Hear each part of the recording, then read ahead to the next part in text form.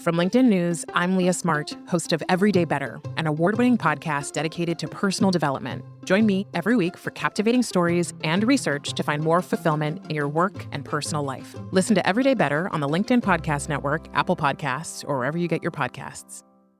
From LinkedIn News, I'm Jessie Hempel, host of the Hello Monday podcast. Start your week with the Hello Monday podcast. We'll navigate career pivots. We'll learn where happiness fits in. Listen to Hello Monday with me, Jessie Hempel, on the LinkedIn Podcast Network or wherever you get your podcasts. Hello, my friends, and welcome to another exciting episode of Negotiate Anything. This show is produced by the American Negotiation Institute, and with over 5 million downloads and listeners in over 180 countries, listeners just like you have made this the #1 negotiation podcast in the world. Hi, my name is Kwame Christian, and I am the founder and CEO of the American Negotiation Institute. Here at ANI, we believe that the best things in life are on the other side of difficult conversations, and we are passionate about providing you with the best content that will help you to make your difficult conversations easier, both at work and at home. Lastly, I want to remind you that we offer consulting and conduct trainings, both virtually and in person, all around the world. Our focus is in 3 main areas. First, negotiation and conflict resolution. Second, leadership. And lastly, diversity, equity, and inclusion. Check the link in the description below to learn more about how we could work with you and your team. And now, without further ado, let's jump into the interview.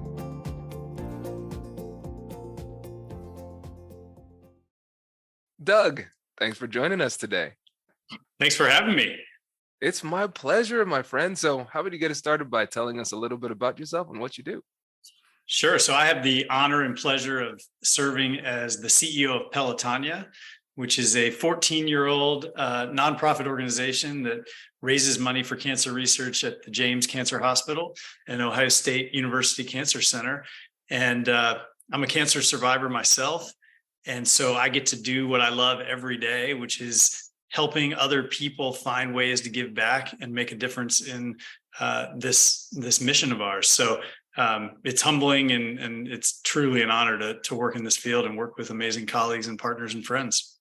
Yeah, this is the work that you all do is impressive, and the timing is perfect.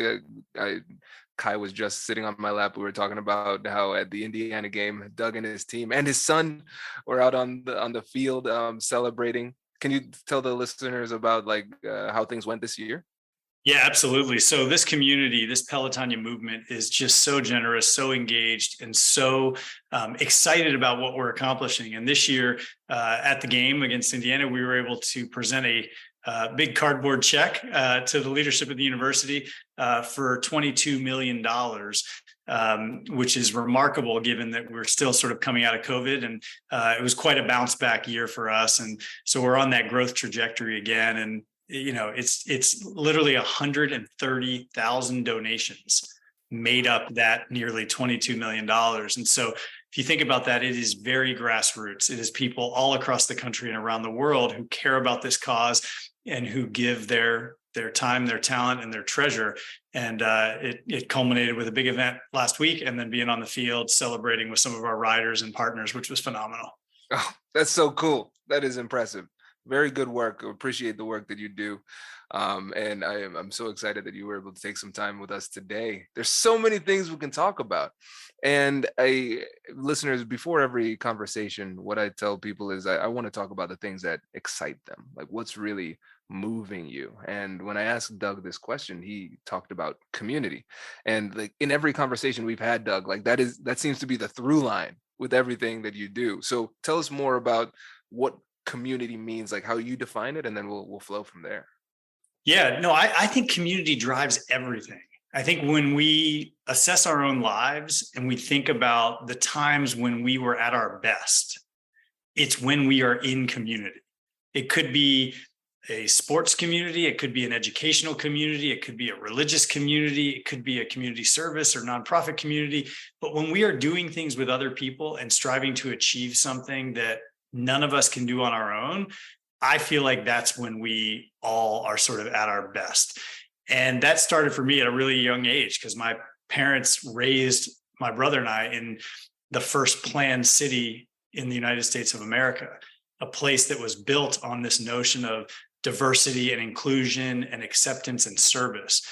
And so that's just what we knew as kids. And at the time we were oblivious to what it meant.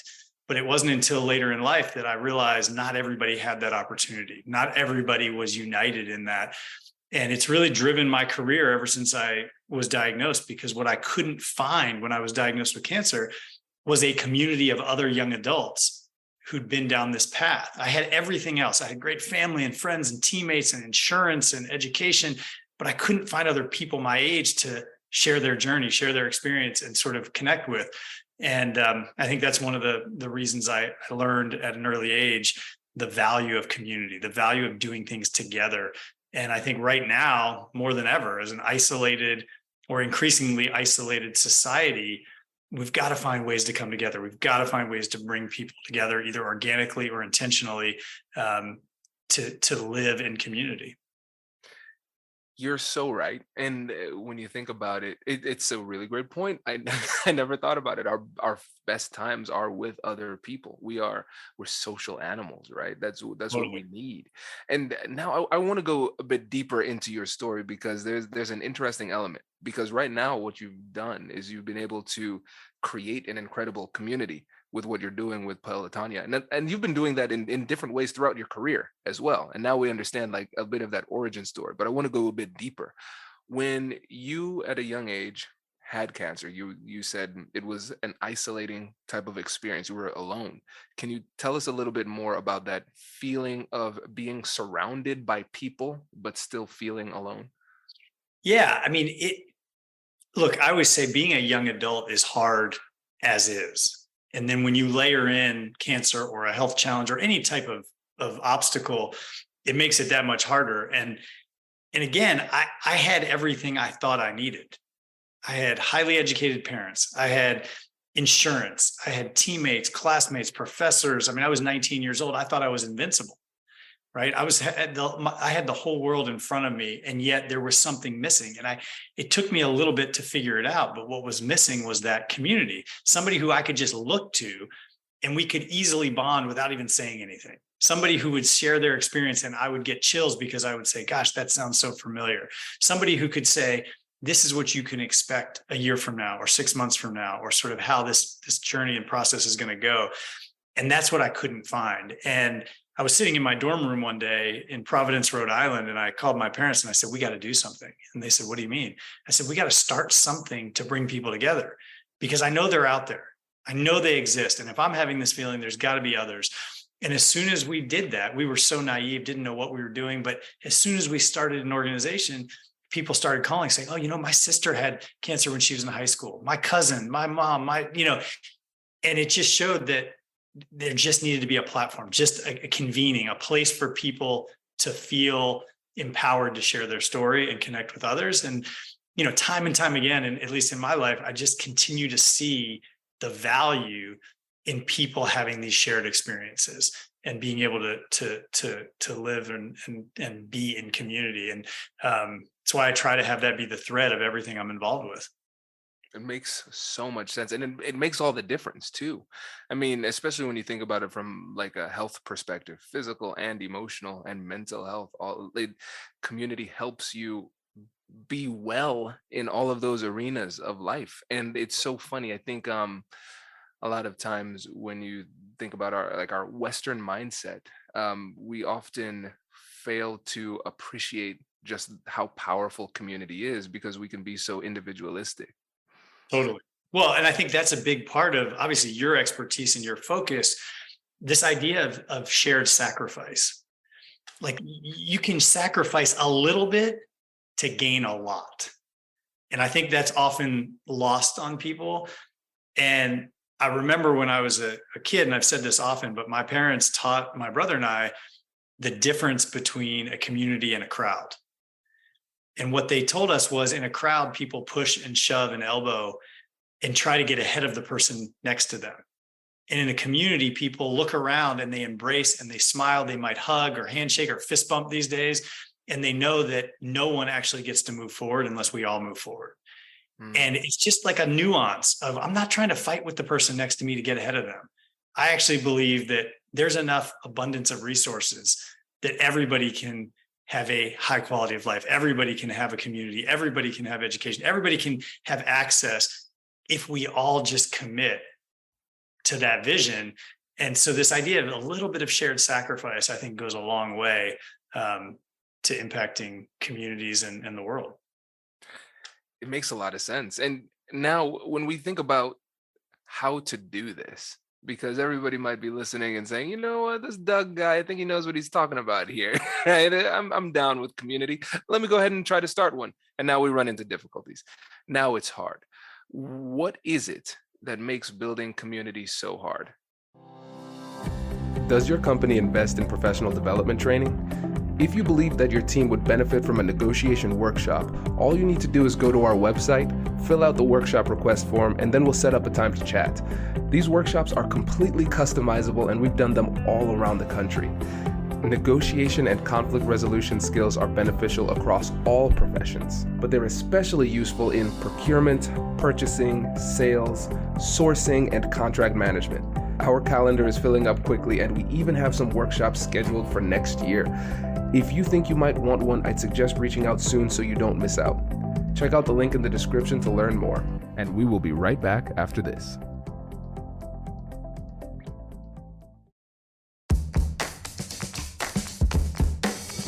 Hey you, I'm Andrew Seaman. Do you want a new job? Or do you want to move forward in your career? Well, you should listen to my weekly show called Get Hired with Andrew Seaman. We talk about it all, and it's waiting for you, yes you, wherever you get your podcasts. Brace the rudders! Raise the sails! Raise the sails! Captain, an unidentified ship is approaching. Over. Roger. Wait, is that an enterprise sales solution? Reach sales professionals, not professional sailors. With LinkedIn ads, you can target the right people by industry, job title, and more. We'll even give you a $100 credit on your next campaign.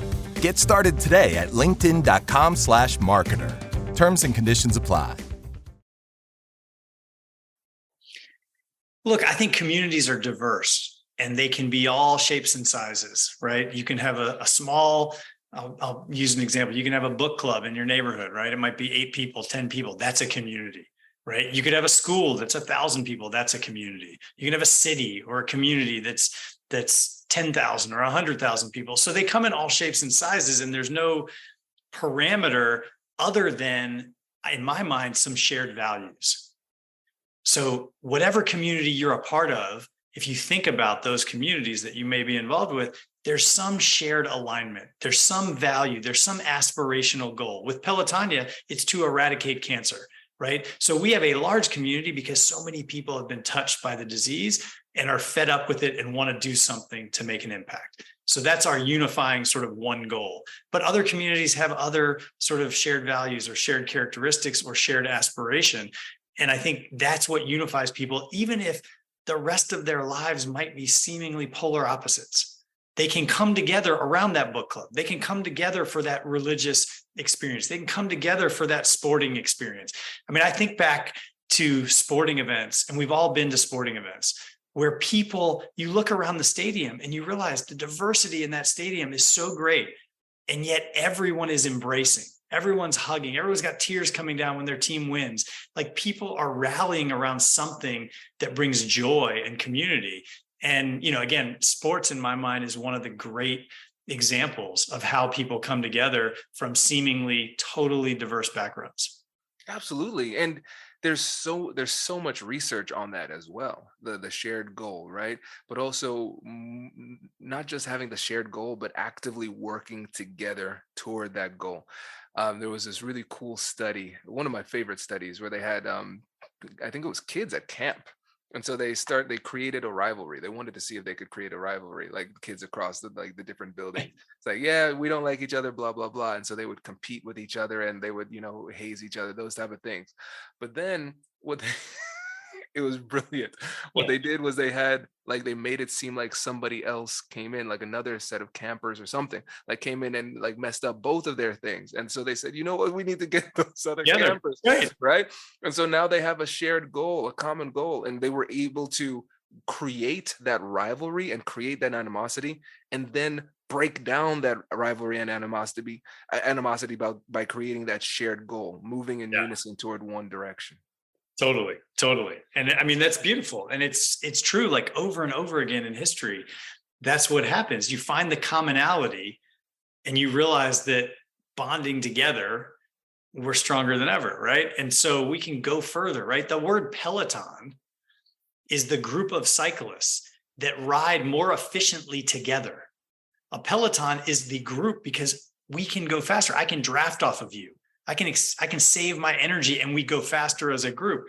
So the whole ideation of Pelotonia comes from the word Peloton, because the more people we add to the community, the faster and further we go. And I just think that's such a great metaphor for any sort of community building activity. And I'm reminded, just this short story, but I'm reminded, so my wife grew up in New Orleans, and we had the chance to go to the first NFL game, the first Saints game in the Superdome after Katrina. And if you remember, after Katrina, there were thousands, tens of thousands of people living in the Superdome. The roof was leaking, people were passing away. It was sort of this unbelievable city within this building for people just to survive.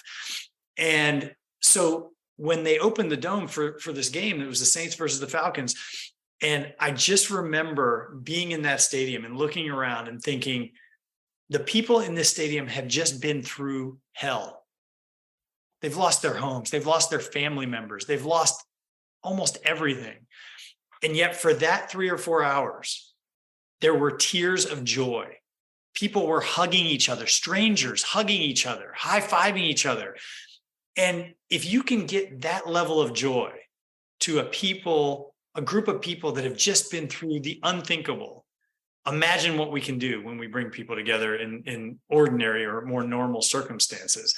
And so I think we just have such an opportunity to continue to provide places for people to come together, because great things will happen. Absolutely. It makes so much sense. It makes so much sense. And when you think about your experience building these communities, what would you say are the top things that get in the way of effectively building this community? I think sometimes one of the things that is hard in community building is having it be top down. So it's got to be grassroots. So I'll use, Pelotonia as the example, but Pelotonia is just a platform.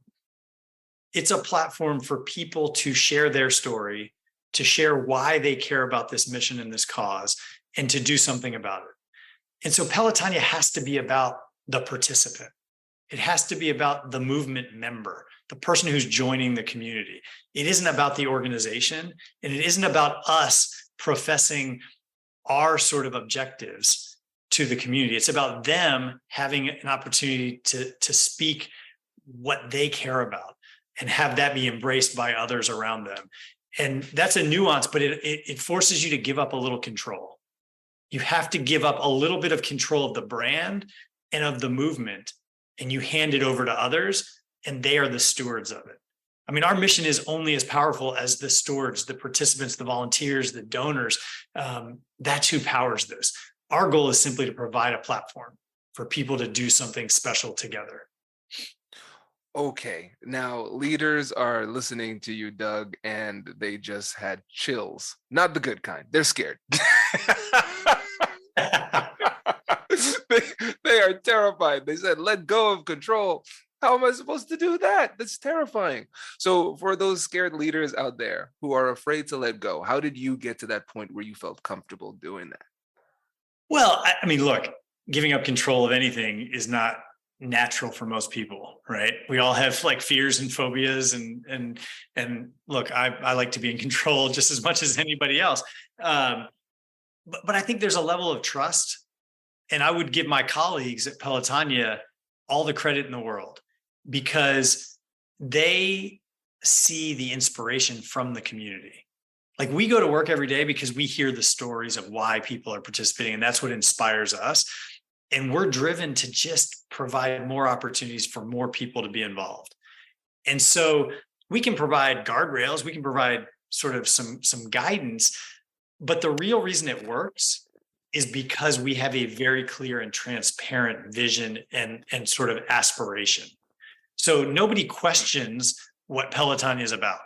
We're about cancer research, 100% of every dollar going to innovative, groundbreaking ideas that could have a transformational impact on the lives of people diagnosed. So that's it. Everything we do, we can trust the community because they have the same goal. Everybody knows what we're trying to achieve. And that is what I would call the unfair advantage. Not every company has that. Not every organization has that. And so I fully realize how lucky we are to have a specific goal that everyone is aligned around. And that provides tremendous value and makes it a lot less complicated. That makes a lot of sense because, again, it's so interesting because when you think about it, everybody's moving in unison toward a specific direction. They're able to do that because we have a clear goal that is clearly articulated and easy to understand. And I love quoting Da Vinci where he says, simplicity is the ultimate sophistication. And when you think about his work, it was very nuanced, very deep. And, it took a lot of work to get to that point. But to be able to create something simple like that is a level of mastery that takes a lot, right? So from the outside looking in, we say, wow, shared goal, I get it. It's so clear with Pelotonia. But the pathway to get to that shared goal probably wasn't as easy because you have to have everybody in the leadership aligned with that. So what was the process to get to that point? Yeah, it's a good point. So I would say first, let me give credit to some of my predecessors who really developed this notion, one goal, end cancer, right? So simple, and yet so hard, right? So the mechanisms by which we do that are very challenging. The aspiration is clear, the mission is clear, but the strategies to actually make progress towards that are not so simple. And that is probably the biggest obstacle we have every day. It's not that we aren't aligned, we are. It's how do we get there faster because we're super impatient? And how do we tackle something this big and celebrate progress knowing that we aren't going to solve it tomorrow or next week or next month? And that's one of the biggest challenges because movements and community building organizations can burn out, right? You've got this aspiration and you're now 14 years in and you've raised $250 million. And where are we? Where's the finish line? Where's the end zone? Where's the, when are we going to stand up and say we did it? And this is a long journey. And if you think about social movements, they are long journeys. Right. I mean, the social entrepreneurs and innovators of the last 100 years, they didn't do this in a month or 2 months or a year. They did it for their life. And this is something we as a community are committed to. And it isn't going to be tomorrow or next week or next month. We're going to make progress. We're going to save lives while we make progress. But this is a lifelong commitment of the community. Yes. And that brings up one of the toughest things, right? Because like you said, these types of movements, they take time and we're moving really, really aggressively to a goal where we're not sure when we will get there. And that's tough. And there's some people, and I think this term is used, this phrase is used as an insult, but it's just a fact. Some people are built differently. So for instance, there might be a volunteer who says, I will work really, really hard for 7 days to end cancer, and then they're done. And then there are other people who could do it for an entire lifetime. And they're so passionate about it that it doesn't stop. And so when you're talking about the ability to celebrate small wins, that's something that doesn't happen by accident either. Because again, when you have such a big and ambitious goal, there might be people who just compare their success to that goal. Well, we haven't ended cancer yet, so I guess we're not successful. So how is it that you continue to motivate the volunteers, the people on the staff, even though we're moving to such an ambitious goal? Yeah, no, you're exactly right. It is an ongoing process. So we have to celebrate and we have to share transparently. So, over the years, I'll give you some examples, but over the years, we've had researchers who we've funded develop new therapies for certain types of cancer that get approved by the FDA and are now used to treat people all over the world, not just people in Central Ohio or the US, but all over the world. And we have to share those stories. One of the stories that we've shared over time is a story where we gave a $200,000 grant to a researcher who had a very audacious, bold idea. That $200,000 launched a clinical trial that ended up developing this drug, which is now used again all over the world. So those things are happening, I don't want to say every week or every month, but they're happening on a regular cadence. And the community loves hearing those stories. In fact, every survey, every engagement we do focus group wise with our community, that's what they want more of. Give me more of that sort of inspiration to keep going, because that's what they share with their donors. That's what they share with their friends and family. And they say, this is why I ride. This is why I volunteer. This is why I contribute. We've had, in the last 2 years since we launched something called the Pelotonia Institute for Immuno-Oncology, they've launched 30 new clinical trials. So not only are they looking at new therapies, but people are being treated on those trials now. So people's lives are being changed as we speak. And, it is a long process, but the building blocks are there. And there's enough examples to point to say it's working, and we got to keep going. Because otherwise, if we couldn't have those proof points to say it's working, if we didn't get to meet firsthand the researchers at OSU and hear their story and hear their passion, it would be hard to sustain.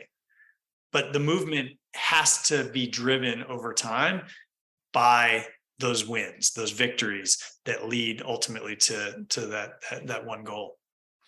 It's so interesting hearing you say this, Doug, because I think a lot of leaders might be afraid of setting big, ambitious goals because they say I might not meet these goals, or I might not ever meet them, or something like that.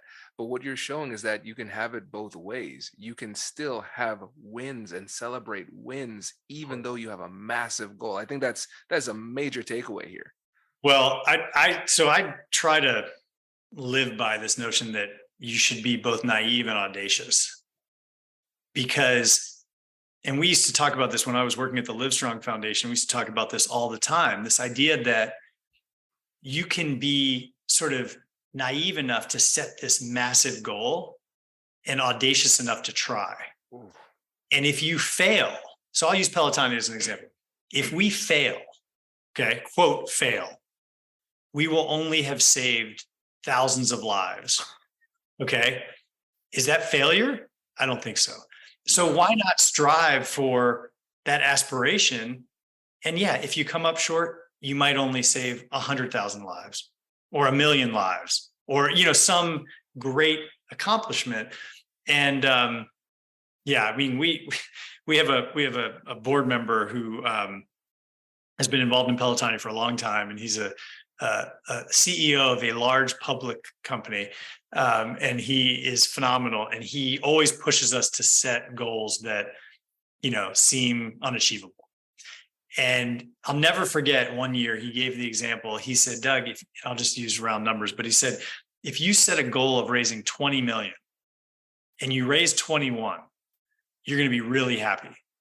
He said, but if you set a goal of raising 25 and you raise 23, you're going to think you failed, but you'll have raised 2 million more than if you set the goal lower. And it's so true. Like, we're so driven to achieve these goals that sometimes we lose sight of the fact that if we just push ourselves a little bit harder, a little bit further, we will go to places that maybe we didn't think were possible, and we won't have failed. We'll actually have achieved more. And so I always think of that example when we're setting our yearly sort of goals and our budgets, and sort of say, like, maybe we could set this a little bit higher and have an aspirational goal that might be unachievable, but maybe it's not. Maybe we can get there. This is so good. For the sake of time, I have to wrap here, but I could just chat with you forever about this. But before you go, let's get an opportunity not only to let folks know about how they can get involved with Pelotonia, but also the really cool things you're doing with pickleball. Well, first of all, thanks for having me. And second, we welcome anybody to Pelotonia. So you can go to pelotonia.org and find ways to get involved or contact me directly. But anybody who wants to eradicate this disease is welcome. And we would love to collaborate in any number of ways. And yeah, you and I have talked pickleball. It's the fastest growing sport. I know you're a recovering tennis player, so I won't go too deep on this, but it is the fastest growing sport. And we started playing it as a family during the pandemic because there were few things to do. And what I realized so quickly is it is an unbelievable opportunity to build community. It is a totally democratized activity. A 10-year-old can play with an 80-year-old and anywhere in between. And I think, Robert Putnam wrote a book years ago called Bowling Alone. And it was this notion that people used to bowl in leagues. And that used to be a social construct in communities that people would go bowling together. And over time, people started bowling alone. And when I thought and heard about pickleball, I thought pickleball could be that. Pickleball could bring communities together, leagues, clinics, rural, urban, doesn't matter. And so that's my idealistic view. And I think it's happening. People are adopting this sport in droves, and anything that can bring people together is good for the world, in my opinion. I love it. Doug, thank you so much for taking the time with us. Really appreciate it. And thanks for all the great work you do. Thanks for having me.